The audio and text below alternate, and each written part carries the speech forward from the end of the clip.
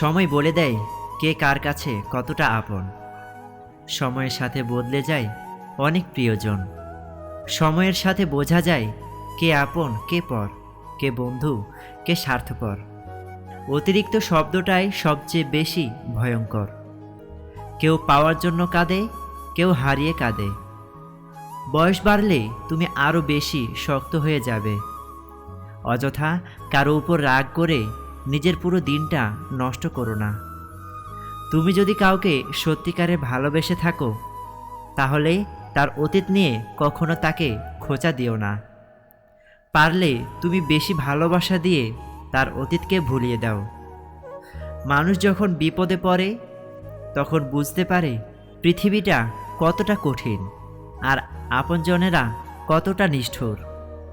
কিছু মেয়ে আছে হঠাৎ করেই রাগে, আবার হঠাৎ করেই কাঁদে, আবার হঠাৎ করেই সব ভুলে যায়। সবাইকে বন্ধু ভাবা বন্ধ করো। যারা তোমার সম্মান দেয়, ভালোবাসে, তাদেরকেই বন্ধু বানাও। যে ছেলেটা তোমাকে পাওয়ার জন্য অল্প বয়সে চাকরির জন্য দৌড়ায়, সে কখনো তোমার প্রাক্তন হওয়ার যোগ্যতা রাখে না। কিছু অভ্যাস পাল্টে ফেলাই উত্তম, নিজের ভালোর জন্য হলেও। জিন্দা থাকলে নিন্দা হবেই, কারণ মৃত্যুর প্রশংসা শত্রুরাও করে।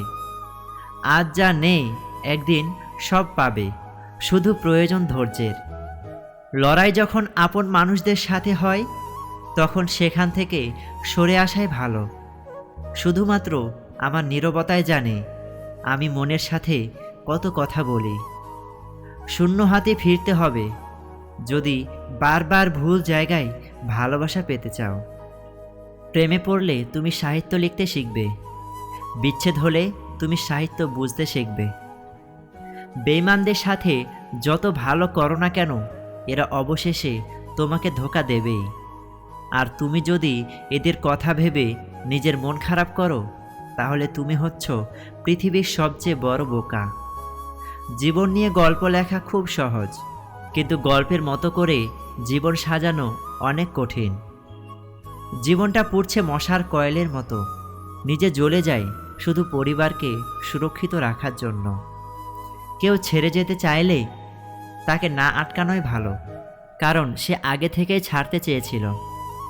যে আপনাকে হিংসা করে তাকে করতে দিন, কারণ আপনার গুণ আছে বলেই সে আপনাকে হিংসা করে।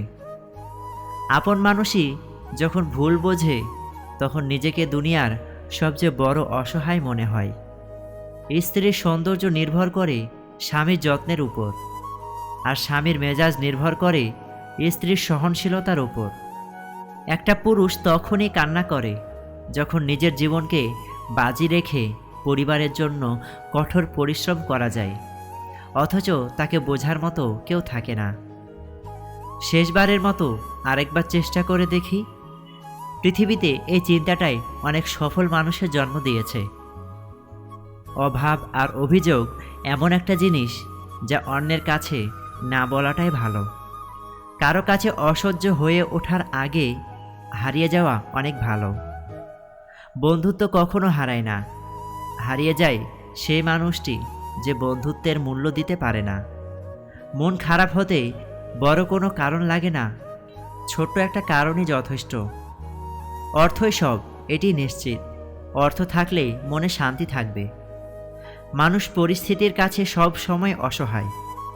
মানুষ ইচ্ছে করে কখনো কষ্ট পেতে চায় না, কারো কাছে লজ্জিত হতে চায় না। কিন্তু ভালোবাসলে কষ্ট পেতে হবে জেনেও মানুষ ভালোবাসতে ভালোবাসে।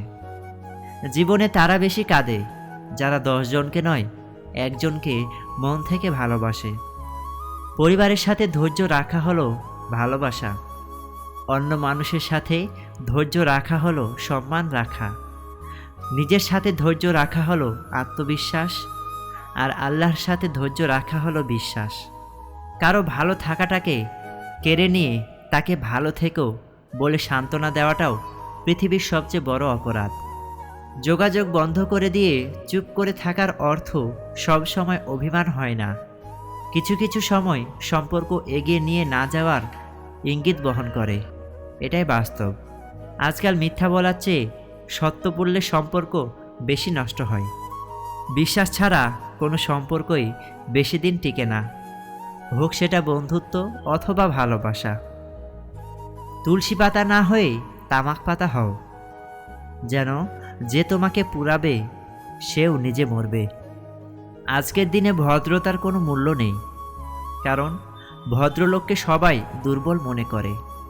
প্রতিশোধ নেওয়ার চেয়ে রাস্তা বদলে ফেলা অনেক ভালো, কারণ প্রতিশোধ নেওয়ার আনন্দ থাকে একদিন, আর নিজেকে বদলে ফেলার আনন্দ সারা জীবন থাকে।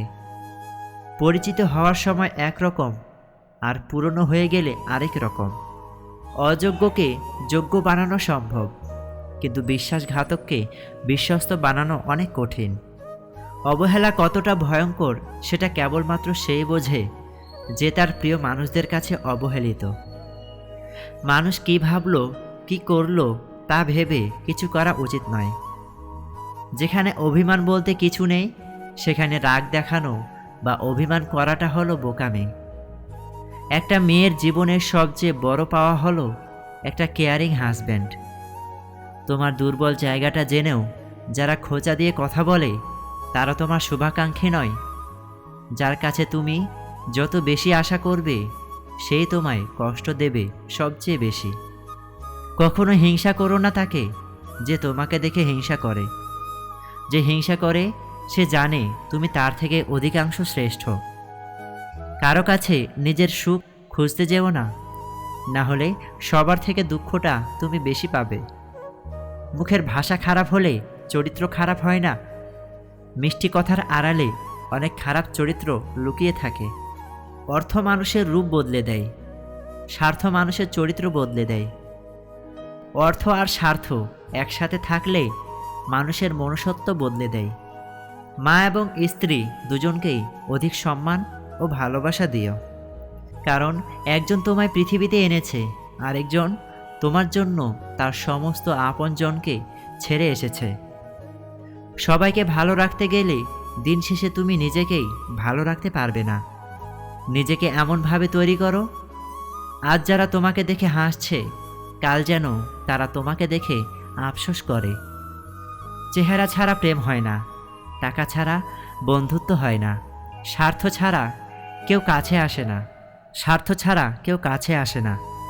যে পুরুষ এক নারীতে সন্তুষ্ট নয়, সে পুরুষ কোনো নারীতে সুখ খুঁজে পাবে না। যে নারী টাকার জন্য তার ভালোবাসার পুরুষকে ছেড়ে দেয়, সে নারী কোনোদিন শান্তি পাবে না। মাঝে মাঝে কিছু সময় আসে, আঘাত ছাড়াও ব্যথা পেতে হয়। এই ব্যথার কোনো ওষুধ হয় না, শুধুই নীরবে একা একা কাঁদতে হয়। কাউকে একবার মন থেকে ভালোবেসে দেখো, তাকে ছাড়া বেঁচে থাকাটা মৃত্যুর চেয়েও বেশি কঠিন মনে হবে। তাকে গুরুত্ব দেওয়া ছেড়ে দাও, যার কাছ থেকে বারবার অসম্মানপ্রাপ্ত হও। অতিরিক্ত রাগ মানুষের রাগ বাড়িয়ে দেয়।